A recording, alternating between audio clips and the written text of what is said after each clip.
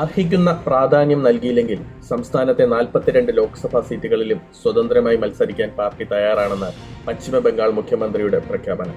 പശ്ചിമ ബംഗാളിലെ Indian ബ്ലോക്കിനുള്ളിൽ seat വിഭജനത്തെ ചൊല്ലിയുള്ള അഭ്യൂഹങ്ങൾക്കിടയിലാണ് ശ്രദ്ധേയമായ പ്രഖ്യാപനവുമായി TMC നേതാവ് മമതാ ബാനർജി രംഗത്ത് വന്നത്.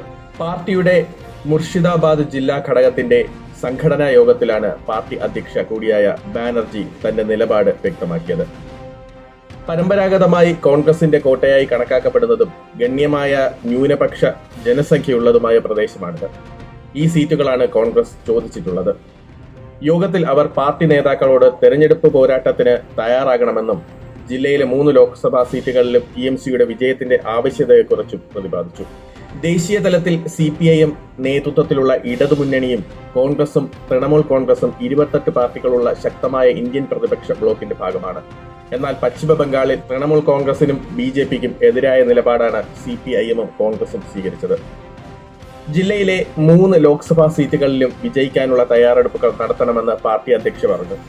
ന്യൂനപക്ഷങ്ങൾക്ക് ആധിപത്യമുള്ള ജില്ലയിൽ അധീർ ചൗധരി ഒരു ഘടകമാണെന്ന് ഞങ്ങളുടെ MLAമാരിൽ ഒരാളായ ഹുമയൂൺ കബീർ ചൂണ്ടിക്കാണിച്ചപ്പോൾ ഈ വാദത്തിന് വലിയ പ്രാധാന്യം നൽകാൻ ബാനർജി വിസമ്മതിച്ചിരുന്നു. TMC ഒറ്റക്കെട്ടായി പോരാടിയാൽ വിജയം ഉറപ്പാണെന്ന് മറ്റൊരു TMC നേതാവും പറഞ്ഞു. കോൺഗ്രസിന്റെ 2019 ലോക്സഭാ തെരഞ്ഞെടുപ്പ് ഫലത്തെ അടിസ്ഥാനമാക്കി 2 സീറ്റുകൾ മാത്രമാണ് TMC വാഗ്ദാനം ചെയ്തത്. എന്നാൽ ഇതിന് കോൺഗ്രസ് തയ്യാറായുമില്ല. 2019 തെരഞ്ഞെടുപ്പിൽ സംസ്ഥാനത്ത് തൃണമൂൽ കോൺഗ്രസ് 22 സീറ്റും കോൺഗ്രസ് 2 സീറ്റും BJP 18 സീറ്റും നേടി. ലോക്സഭയിലെ കോൺഗ്രസ് നേതാവ് കൂടിയായ ചൗധരി ബഹ്രംപൂർ ഈ സീറ്റിൽ വിജയിച്ചപ്പോൾ മുൻ കേന്ദ്രമന്ത്രിയായിരുന്ന അബു ഹസീം ഖാൻ ചൗധരി മാൽഡ ദക്ഷിണിൽ നിന്ന് തുടർച്ചയായി 3ാം വിജയവും നേടി.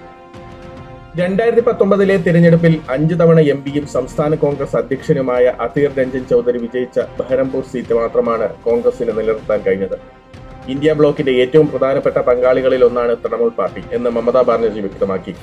എന്നാൽ ബംഗാളിൽ തൃണമൂൽ പാർട്ടിയെ ഒഴിവാക്കി പകരം RSP, CPI, CPIM എന്നിവയ്ക്ക് കൂടുതൽ പ്രാധാന്യം നൽകിയാൽ ഞങ്ങൾ സ്വന്തം പാത വെട്ടിത്തുറക്കും. 42 സീറ്റുകളിലും പോരാടി വിജയിക്കാനുള്ള തയ്യാറെടുപ്പുകൾ നടത്തും എന്നും മമത വ്യക്തമാക്കി.